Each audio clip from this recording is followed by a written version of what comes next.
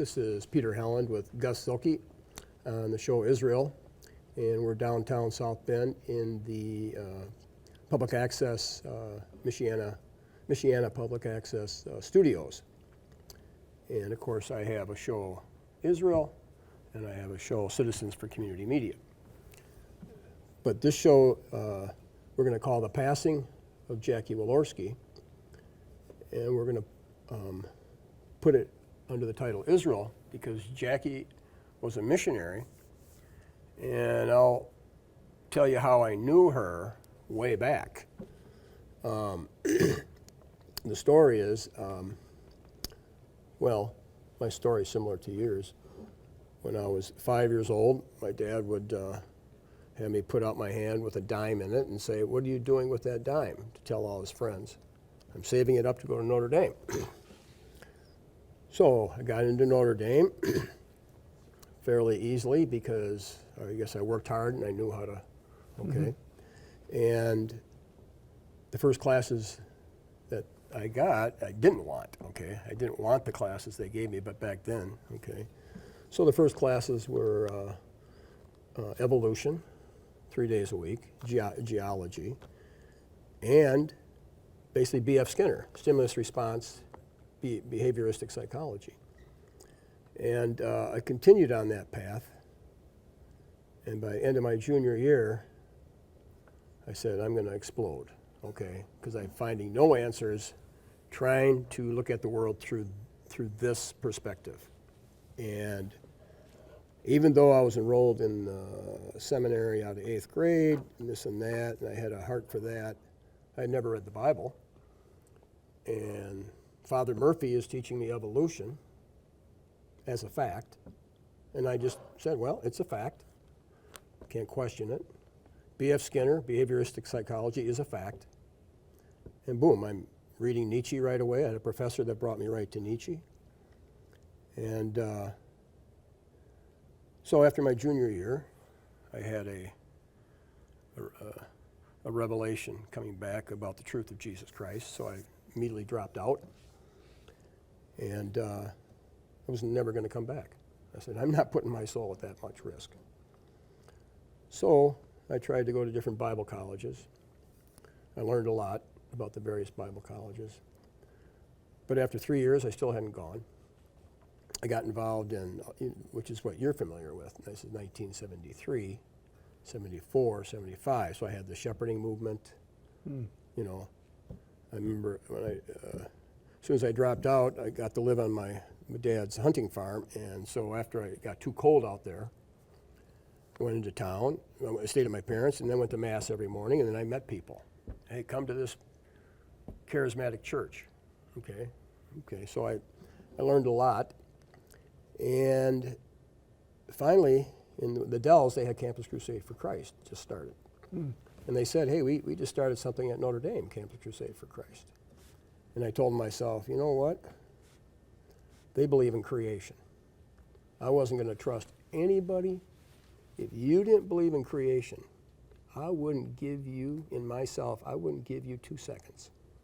Because I knew what destroyed me, okay? I knew what led me on the path of the logic, okay? Well, there's a group there that doesn't hold to that. And so my dad was all excited, you know, go back and finish at Notre Dame. So I came back, and I had to have a place to stay right when I came back.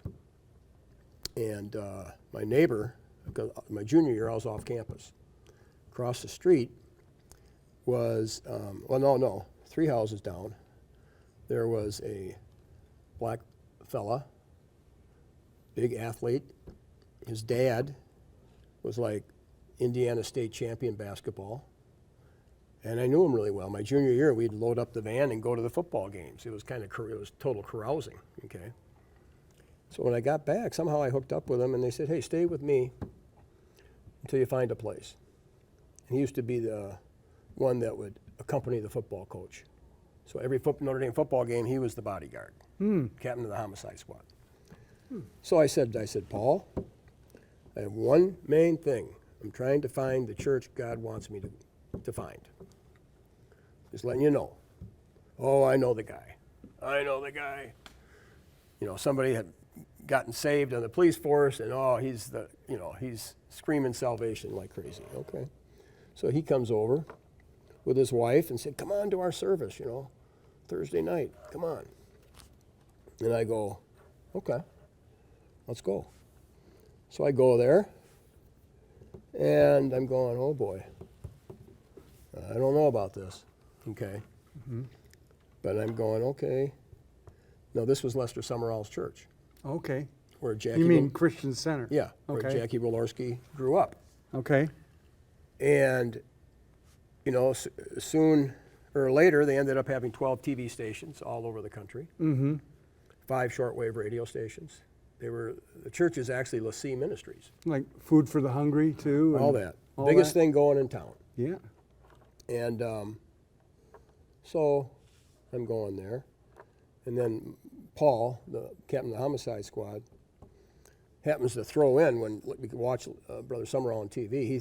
He says, yeah, biggest gangster in town. And I'm going, well, you're the guy that brought me here. And now you're telling me biggest gangster in town. And I'm going, oh, geez, now I got to sort this out, okay?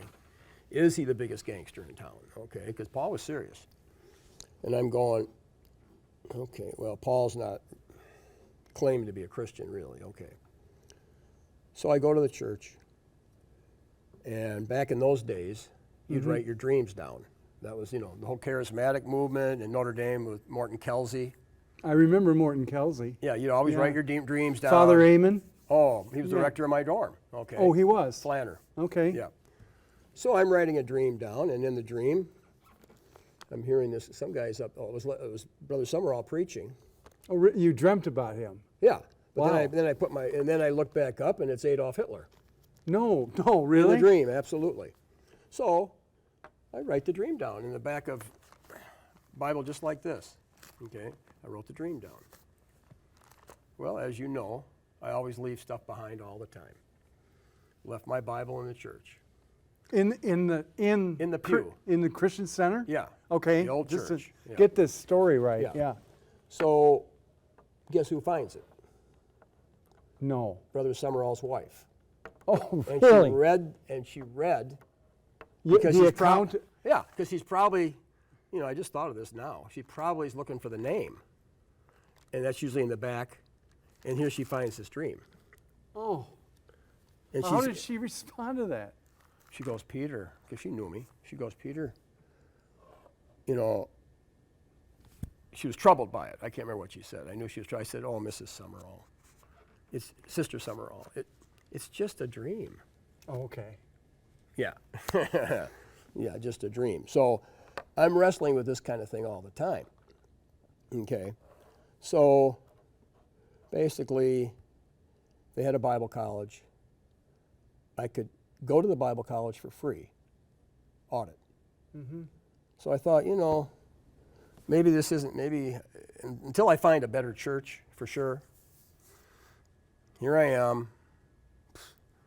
It's a Bible college. You're getting different perspectives. I'm not just getting one, thing. So I said, well, I'll leave when I find a better church. Well, I stayed there a long time. And so Jackie, I knew, she came on the scene sometime. It's a big church. Okay? Right. Big church.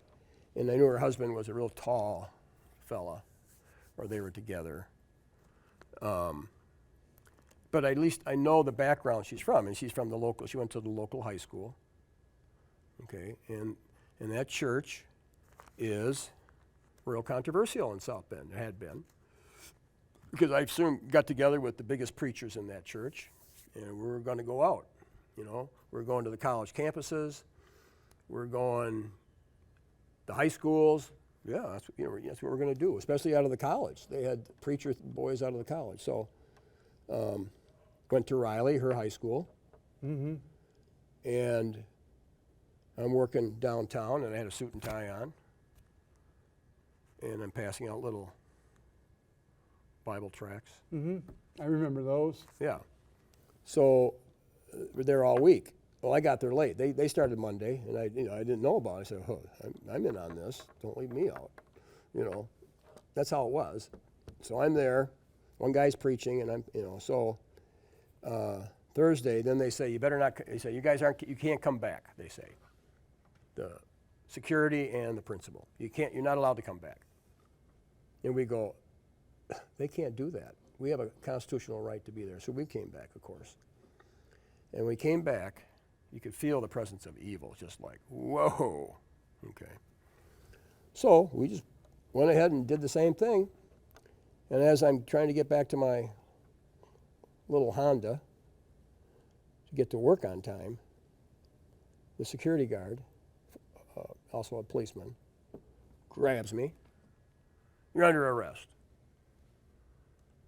Who knows what for? I found out later. And then my friend, who was there with his sister, who had already gone as a missionary to Russia, Brother Andrew, a missionary to Russia, smuggled Bibles. He was known as God's smuggler because he smuggled Bibles into Russia. Right. Under the communist regime. Yeah. Okay. Now my friend, I mean, he's called to be martyred, period. That's it. He could care less. So if he went to Russia and got martyred, well, it's the way it is. I mean, so back in the early 70s, you had some fierce people, if you remember, okay? And so he gets in the face of the policeman and said, you don't have a constitutional right. Oh, no. His sister starts taking a photo.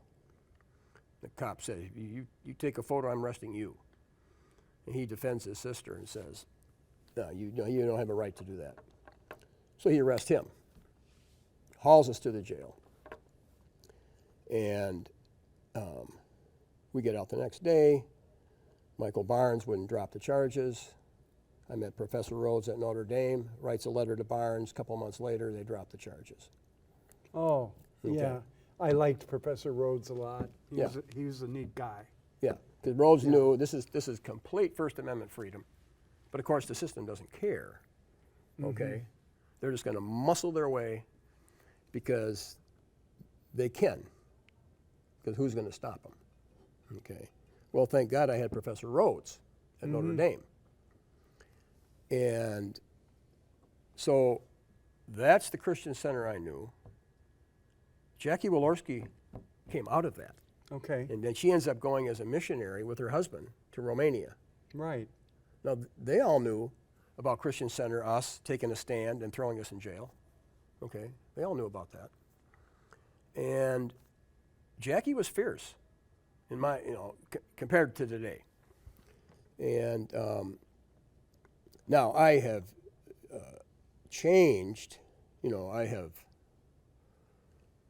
developed different thoughts. I mean, obviously, I didn't really trust the teaching at Christian Center from the beginning.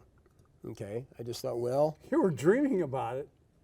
I mean, that's a strange dream. yeah, but I never trusted what was really coming out of there. So I was like a Berean. They heard what Paul was teaching, they didn't trust what he was saying, and then they confirmed it with Scripture. Okay, now like me, whatever was coming out of that church, or whatever was coming out of that Bible college, which they actually taught in Bible college, and the Bible college had a conflict with Lester Summerall. Okay, big time. Oh, Over that. Because Brother Summerall would say, it's my way or the highway. And I knew this is no way. Okay, but he'd just force it. So,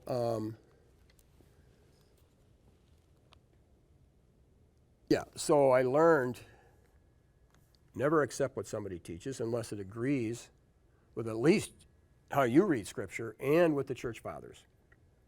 Okay, in other words, if I read Scripture and I go, I can see what it says, and then I consult the church fathers and say, well, here's what they say. They think it means. And then somebody comes along and teaches something totally contrary to what to me is obvious and what the church has always taught. That should be a red flag for every Christian. And we're all called to be a Berean and double check things. Wouldn't you say? Well, it's part of it. I think that the church has a teaching authority, at least from my experience, and it's trustworthy. The Holy Spirit does guide the whole people of God.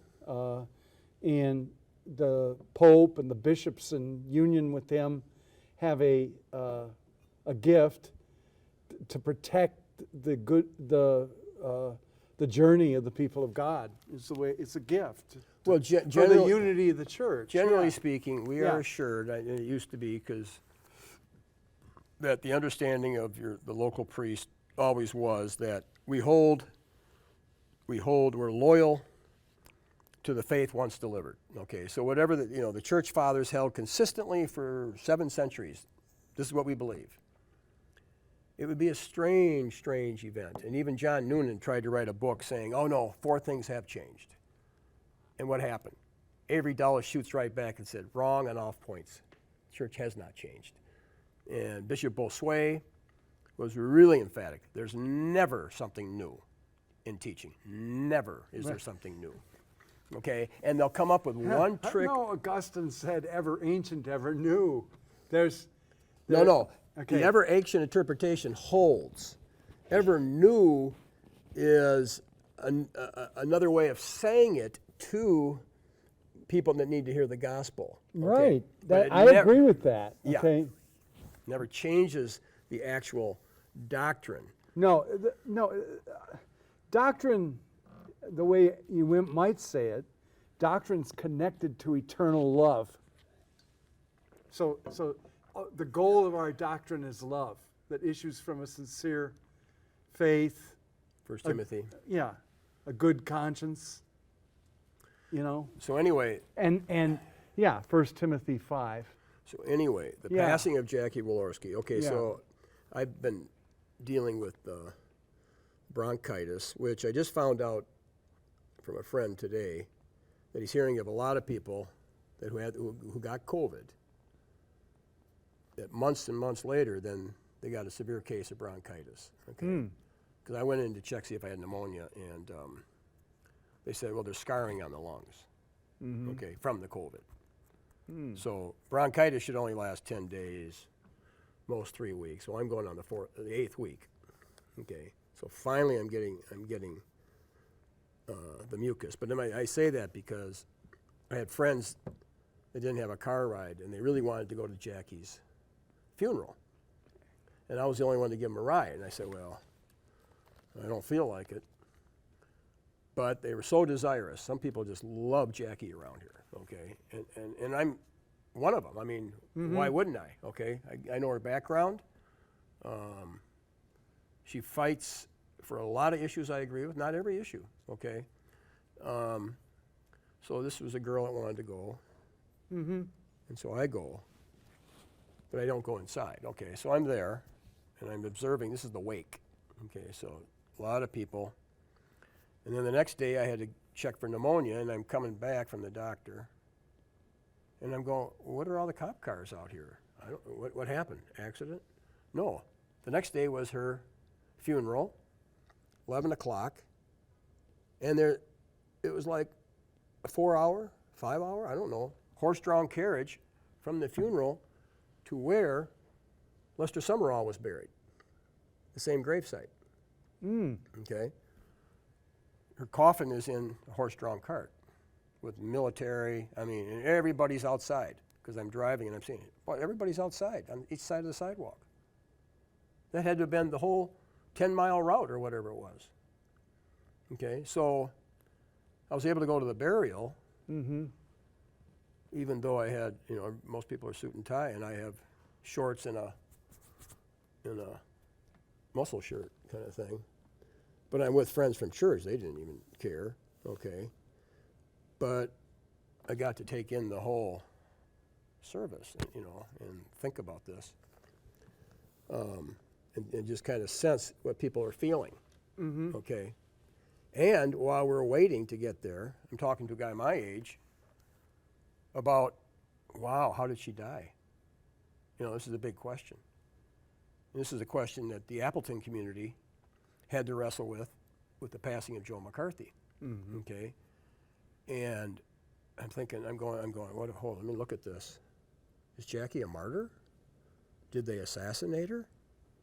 I'm just like, what do I got to look at here as something that's possible, okay? Because we knew Zach Potts. He was the head of the Republican Party, 27 years old. And I drive professionally. I know guys, 1,000,000 miles like nothing. I know semi drivers their whole life, never an accident. You know, how is it possible that he just gets over on the other side, she never sees it coming, and they hit perfectly head on? Okay. Now, I'm not an expert on the details of the case, okay, but so I'm thinking, that's not likely, okay? Let's hear about some other options.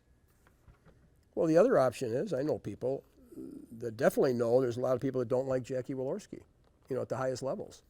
They do not like her. She's fierce when it holds to her Christian beliefs, even though I don't believe the same way she does on some issues, okay? So you've studied Thomas Merton. You've studied George Patton. You've studied James Forrestal. Okay, so and let's explain that. James Forrestal was Secretary of the Navy when my father won the Bronze Star Medal for valor in the Battle of Saipan. Right. So he has a special place. You know, he signed the award to my dad. And my grandmother lived in Princeton, and my friend was right there. It's called Forrestal, Princeton Forrestal. Okay. And I'm always saying, do you know who Forrestal is? Okay. Yeah. So no, but that's James Forrestal, and then as far as Patton goes, well, that he's an interesting transitional figure after World War II, as to the question as to what exactly did happen to him. And then you mentioned Merton. Well, there's a book that came out on right around the time of the 100th anniversary of Merton's. I don't know if this is going to. They'll see it. They'll see it. That came out called "The Martyrdom of Thomas Merton," and it's by a couple of people who did some really careful investigative journalism on Merton. And so yeah, we looked at that. But I think the banner case in this case would probably be Joe McCarthy in Appleton. It turns out, as people know, that my father was friends with Joe McCarthy. Okay, I mean, McCarthy was from the Appleton area, and my grandfather, for example, was his banker. You know, my dad played cards with him in the Sheep's Head, right? well, poker or sheephead, yeah, sheep's head, right? I mean, and so the point is that, and for example, in 1971, Joe McCarthy's widow, she was after that, she was remarried, but his wife, his former wife, right? After he died, she remarried, but she brought Joe McCarthy's daughter, and we did a memorial mass for Joe McCarthy at our parish church. And so I met Tyranny Elizabeth. That was Joe's daughter. So in 1970, the journalist M. Stanton Evans did write a book called The Assassination of Joe McCarthy. So it was in the air, let us say, and it was published. The year I went to Notre Dame. Yeah, the year you went to, well, right. The year you went to Notre Dame, 1970, that was published by M. Stanton Evans. And at that time, even almost, one of the most hated people on a college campus, even at Madison, was already becoming to be Joe McCarthy. Oh, he was hated, yeah. And so basically, when I was young, I did some research on Joe McCarthy. I interviewed his relatives. And your dad did this with a big smile. I mean, watching you with a big smile. Oh, he was happy that I was interested in the history. He wanted me. And he didn't push you directly. You know, he wouldn't push it, but he did things to encourage it. Like one thing he did, it's in my basement still. I have a bunch of his financial records that were in the bank, and they were just dead records at that time. This was the early 70s, and he gave them to me. So I had letters between Joe and the bank, things like that. There was a whole collection of books about Joe McCarthy that my father had and gave me, like his book McCarthyism. His book, he wrote a book on McCarthyism. It was called McCarthyism, The Fight for America. Who wrote it? Joe McCarthy. Oh. Okay, Oh. it was and so. And you read it, of course. Oh, well, yeah, I was voracious. I wanted to know. And I wanted to understand. One of the things that you come to when you start understanding what we might call counter narratives in history is that they really do have wisdom, even if you don't agree. Like a dissenting voice on the Supreme Court. Yeah, like a dissenting voice. And then the drama in our family increased in 1969 when we met George Anastopoulos, the Socrates of Chicago, the man who graduated #1 in his law class, in the law class of 1951 with Ramsey Clark and Robert Bork underneath him. So he was the valedictorian of that law class. And he was an immigrant, more or less. He was the son of an immigrant. Right. Okay. They were from Southern Illinois. They were Greek. And Anastopoulos refused, when he took the bar, he passed in flying colors, but he refused to answer the question that the Illinois bar had, are you a communist? Now, George was not a communist, okay? But on principle, he refused to answer the question, and he took it all the way to the Supreme Court, and he lost. And what was the question that the court had to answer? Well, no, in order to cross the bar, in order to become a bar lawyer, he had to answer the question, are you or were you ever a member of the Communist But Party? above that wasn't the question, do we have the right of revolution? No, that was a background issue for George. He explained it and defended it. He defended that we have the right of revolution. Right, based on Lincoln. But he saw that as part of his case. Yes, he did. I Okay. got that. That was part of his case, the right of revolution. And basically by them saying 5-4 against him, they were saying more or less, you don't have the right of revolution. Or was it not clear? Good question, and I'm not enough of a law scholar to answer it. Maybe we should have our law scholar friends try to answer that again, because it's still a very important question. Well, how could you Peter. not have that question answered by our legal system? Well, it was 5-4, he lost. And And the question's still out there to be answered? no No one can say one way or another, for sure? No, some people, hey, Peter, people are answering that both ways depending on what side of the spectrum But if you're the on. Supreme Court had made it clear in George's case, In George's case, they made it clear against him. yeah, that clear, he- but was the question answered? Do we have the right of revolution as a citizen in this country? Well, I think they answered it 5-4 against him. Against that position? Well, it's hard. That's the problem with It's everything. ambiguity. There's ambiguity. They leave to it at that. ambiguity like crazy. Okay. But the thing is that the drama of that is that here my dad and mom and I become friends with this man, George Anastopoulos, and yet George is absolutely amazed that he's suddenly friends with these people from Appleton who not only knew Joe McCarthy, but didn't renounce him. But I he mean, was, my but he was father willing to didn't be your, renounce him. but he was willing to be your dad's friend partly because by losing that case, he was in a financial, a poor financial situation. And your dad gave him hope that maybe his financial situation could do better with the counsel of your dad. There may have been some of that going on. I guess the point was, though, it was a very interesting meeting, the first meeting between George Anastopoulos and my father. We set it up at the Bailey's Harbor Yacht Club, my mother and I, and we invited Leo Paul de Alvarez, who was another scholar, and his wife Helland, my dad and my mom, and Father Jansen, our pastor from Appleton, the priest. And George was obviously Greek Orthodox, yeah, by background, but he wasn't practicing. not like his wife was. His wife was a practicing Presbyterian Oh, from Texas. She Okay. was from Austin.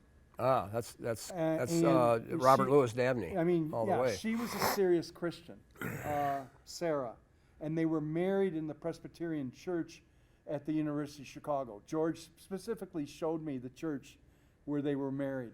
He was very clear about that, and they had a very clear Christian marriage. Okay, I mean, they loved each other all along.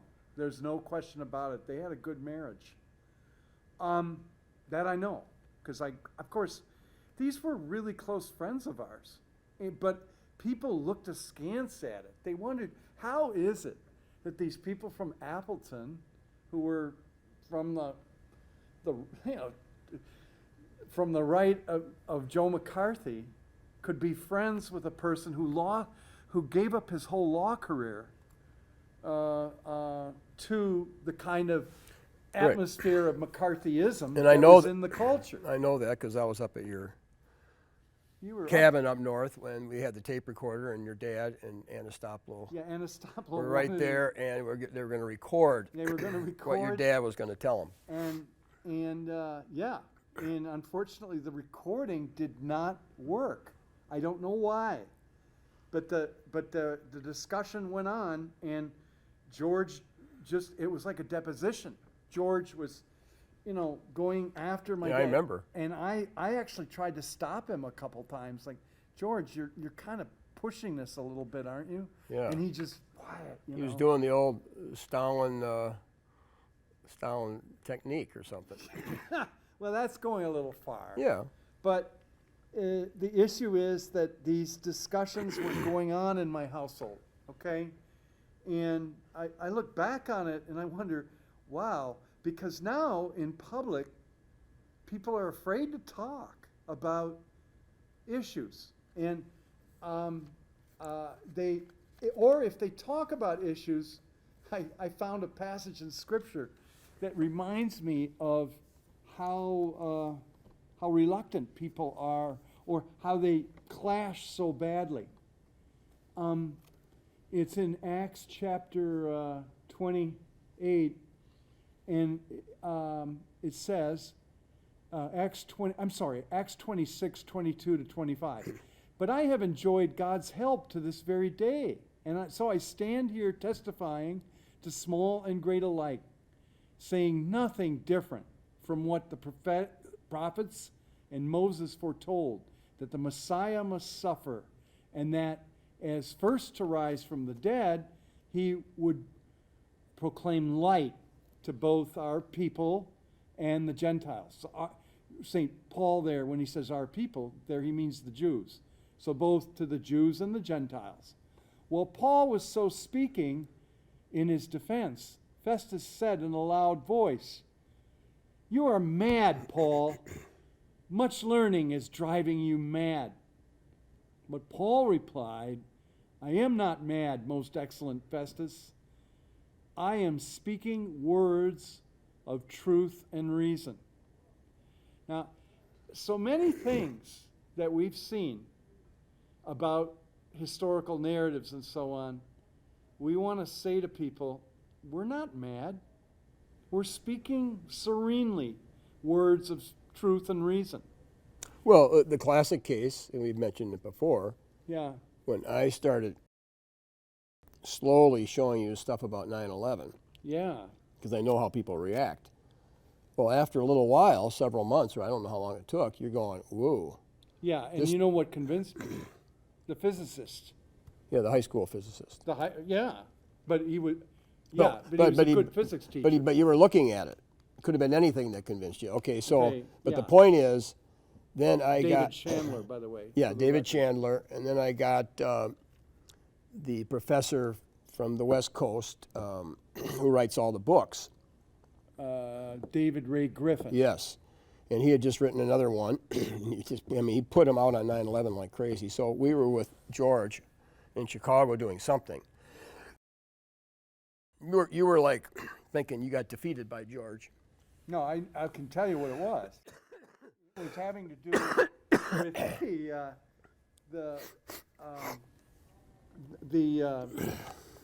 the question of Obamacare and its relationship to the hospitals. And I was interested in that because, of course, my father had worked very, very hard helping manage the Catholic hospital in Appleton. And now, this is after my father died, but I was interested to know what the best legal mind, one of the best ones I could find, was going to advise me about that. And George, true to form, he predicted exactly what Roberts was going to do with that case 3 months before Roberts made that ruling, okay, on Obamacare. Right. And and so at that point, I was done. What's interesting about that conversation, though, that another issue that George was interested in was the problem of killing American citizens abroad using drones. He brought that up in his law classes as a moral issue, and he was telling us about that, and he was telling me about that, and he made reference to that, and I didn't know quite how to address that question either, but I was interested in the fact that George thought it was a morally interesting question. No, the reason I bring that up is because what you just read, they said, Paul, you're mad. And so You're crazy, right? you're crazy. So when you, after you had started believing the proper narrative, and you rejected the official narrative, the government narrative, you gently brought it to George's attention that there's a problem here. And what was George's reaction? Because I was there. George's reaction was, You're mad. Yeah. So what he said was, how are things on the fringe, boys? In other words, he's saying, you're mad. You're mad. You're crazy. And then I met him again at Notre Dame when he came over to give a lecture at someone's class at Notre Dame. And I'm standing out there near the circle? No, not the circle. The quad, the new quad. Yeah. By the Dia Bartolo, so on, in that area. And he's standing there and he's looking at me, and again, he was just. I think I was there. I remember him blasting you on the campus about something. He blasted me again and said, how could you do, and it was like, how could you believe this? And I said, George, I can't deny what I understand to be science. George, I'm sorry. I didn't want to fight with him. He was like a father figure to me. I still really. But we did have to fight him. And he wanted us to. And then lo and behold, he invited us, and we've said this many times, he invited us to a class on income equality and da-da-da. But then he said, hey, come on back. You can have the whole 2-hour class on evidence, and you present the evidence that you have for your side of 9/11. And he did that, and you came with me, and that turned out to be George's last law class in his life. And he announced it, and he said to the students, you're going to remember this for a long time. And you had the dean of students. We had the head of the law school and George's official biographer were also there. And we gave an hour and a half of all kinds of evidence. And we presented the evidence on 9/11 truth. Yeah. Okay, at that class. So at George's last class. Now, how do we move? Yeah. Into the passing of Jackie? How do we connect the dots here? I mean, first of all, we're talking about McCarthy. There's a narrative on McCarthy that dominates the academic world. Right. Which is really where the world of ideas. Right. He is completely verboten, except maybe at places like Hinsdale. There's a few places that he's not persona non grata. I had some very challenging moments as a theology major at Notre Dame. One of my most prominent teachers, when he found out that I was from Appleton, he bristled. He said, "Oh, Joe McCarthy, just like he was coughing out the name.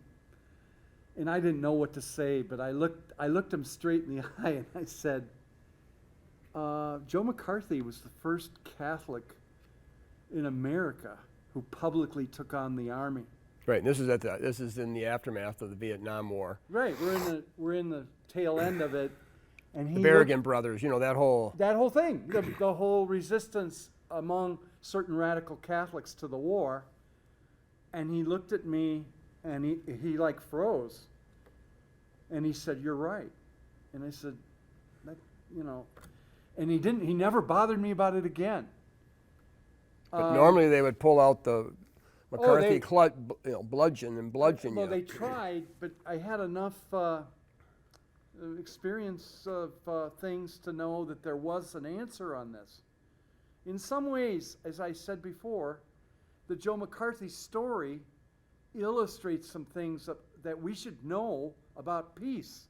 But why? I mean, literally, these narratives can be mined for peace. That's right. what I'm interested in. But the number one question here Is what? Jackie, and Oh, there are well- doubts that the official narrative on her death, there are doubts because I'm hearing them all the time. Okay, well, you're hearing them. In other words, when did it become talked about that Merton was assassinated?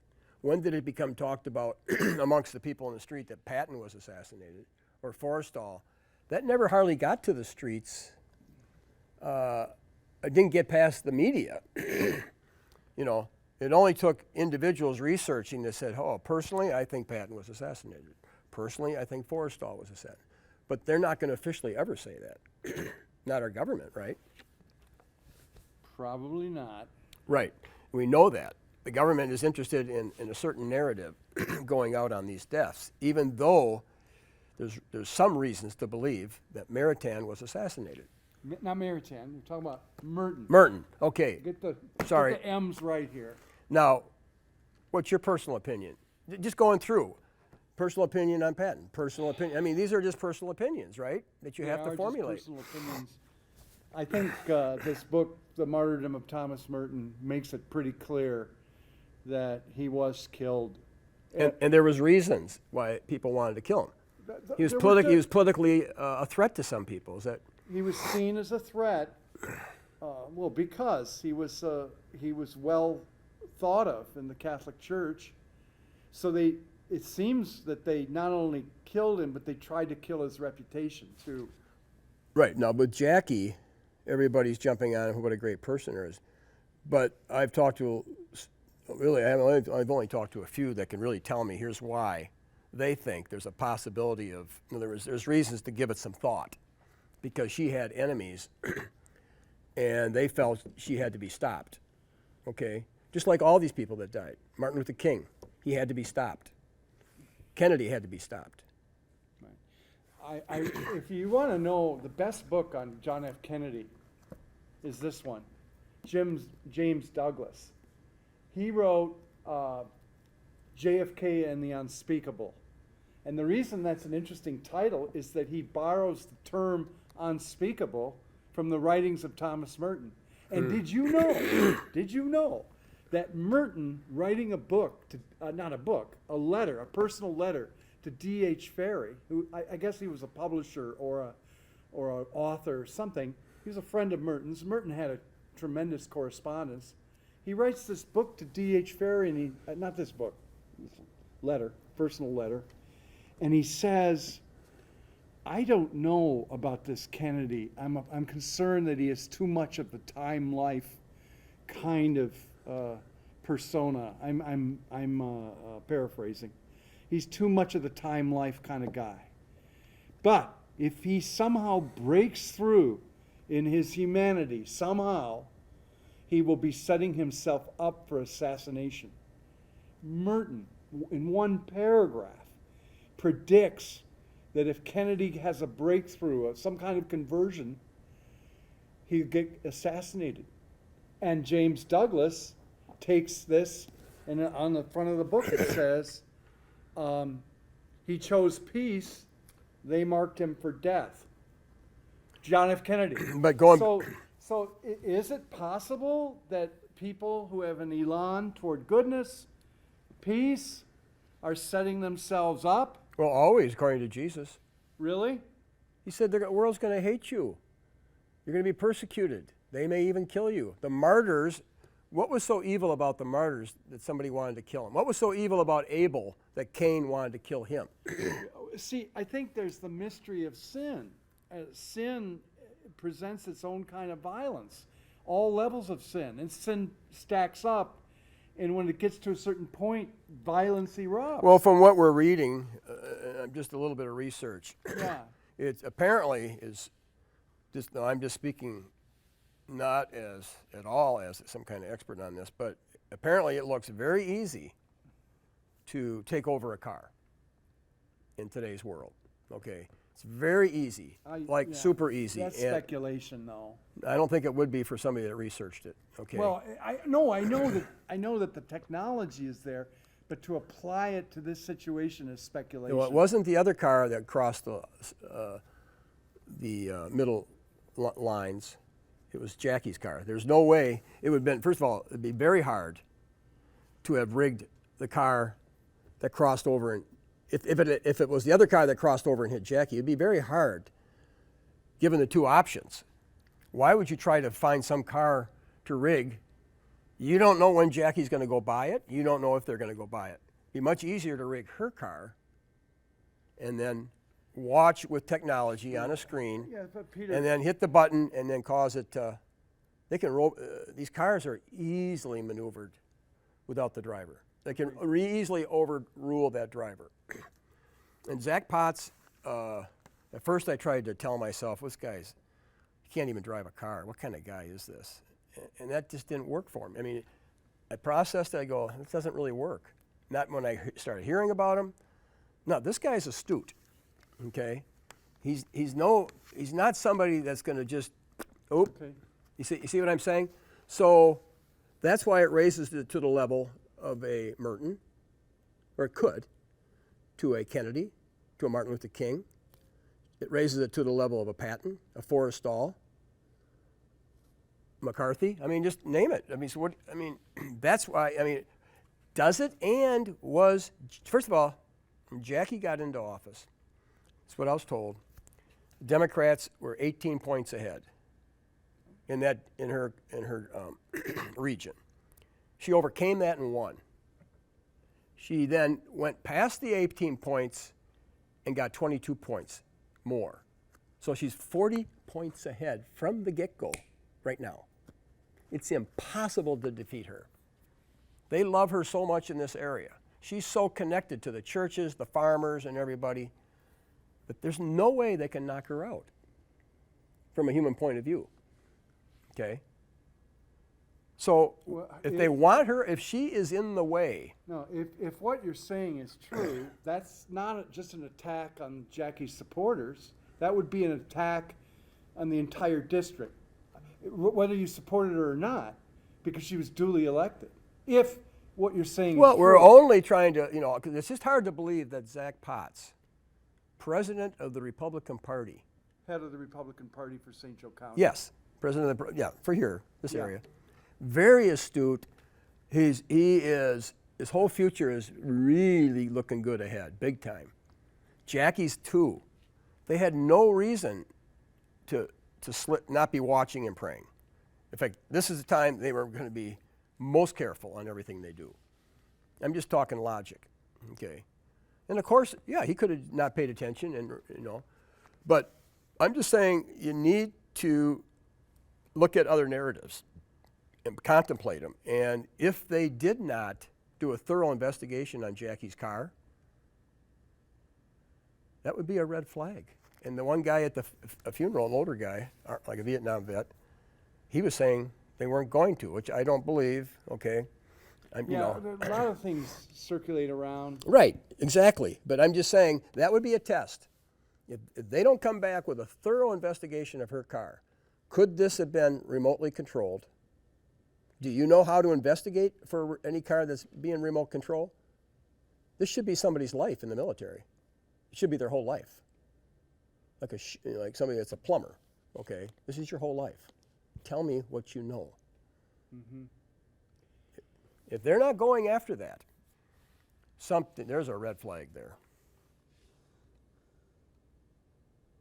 Because Well- now they can kill people in real, Right. Let's say it really does come back to the what kind of world do we want to build, and what kind of world do we want to leave our children? Do we want to choose peace?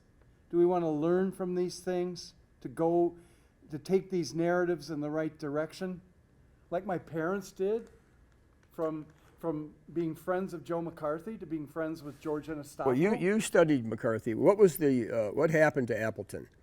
Did they really try to pursue the question? How did he die, or did they hide? Generally. Well, I've talked this over with you a little bit, maybe even on that show we did when we were at Joe's grave. But I would say that because I was so young, and I was voraciously looking at all these issues, some of the friends of Joe McCarthy thought, this is too much for that kid. And they just froze in my presence. They wouldn't talk about it. Now, I think it was more like to protect me from their standpoint. But looking But back, looking back on it, there was also this frozen fear. But my father never manifested that fear. but we're talking about a lot of people in Appleton My dad didn't seem have to that indicate, and then they went on to become the #1 drinking town almost every year fear. Oh, in stop. America.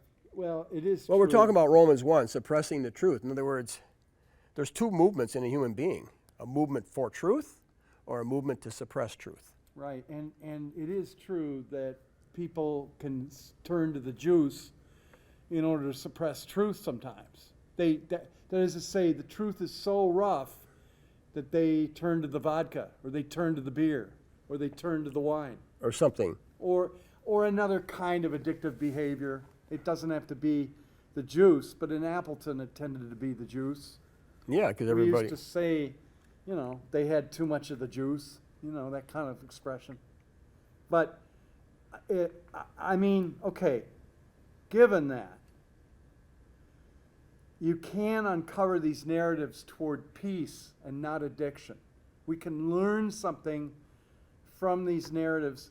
I believe that the narrative, no matter what you think about Jackie, this really does turn us to the idea that at the core of everything is the death and resurrection of Christ. And that is just like he said. Well, she was a missionary. Okay. Yeah, she was a missionary to and Romania. that's the point we had. We had Joe. The one time I met her, I was talking with her about my project in Africa, and I was invited to a meeting by a common friend. He says, "I know Jackie. Would you like to meet her?" And I and another Notre Dame guy went to meet her. A guy who works at Notre Dame.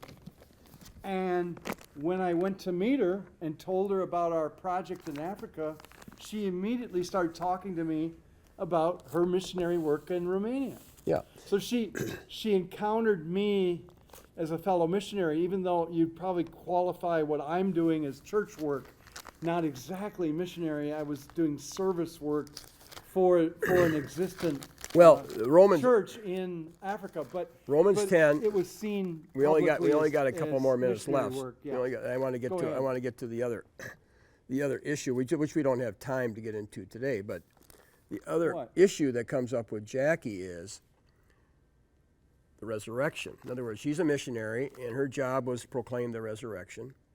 And Romans 10. But if thou shalt confess with thy mouth the Lord Jesus, and shalt believe in thy heart God has raised him from the dead, goes on. Whoever confesses that Jesus is Lord, right? And in Acts chapter 2, the first sermon. After Pentecost. Yeah, the first sermon is that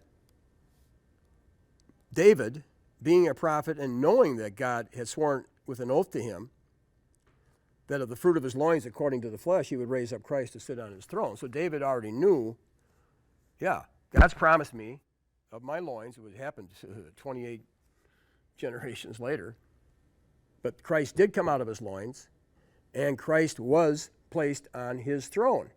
Okay? Now, and then it goes on, and then... And we say in the creed, he's seated at the right hand of the Father, and we mean the same thing. But here it says he was proclaimed to be both Lord and Christ. Okay. Right. With the gospel that I was troubled with at Lester Summerall's church and troubled with at Bethel, because it was the same textbooks they used in both colleges, they taught, and I didn't catch it right away. It's very subtle. We're in the interregnum right now. Okay? Christ came to set up his kingdom. This is Pierce Schofield. Came to set up his kingdom. His kingdom was here, but they rejected him. They didn't receive him. So the kingdom was withdrawn. And so now we were waiting for Christ to set up the kingdom, which requires Satan to be bound. And after he comes and defeats Satan, then he's going to sit on the throne of David. And you'll have the 1,000-year reign. Okay, Yeah, so here's the point. Schofield emphatically said he is not Christ now. Okay? He was when he was here, and he will be Christ after he comes back, defeats Satan. So the main thing that Bethel, a lot of Bethel has changed, but a lot of people taught, Lester Summerall's taught, Satan is not bound now, and Jesus is not on the throne of David yet. And that flies in the face of historic Christian teaching of all stripes. But this is an issue people... Orthodox, Lutheran, Catholic. But this is another issue people do not want to face. They don't want to face maybe that Jackie has there was some funny business, like with Merton and everybody else. They don't want to really face, like the Appleton people didn't want to face McCarthy.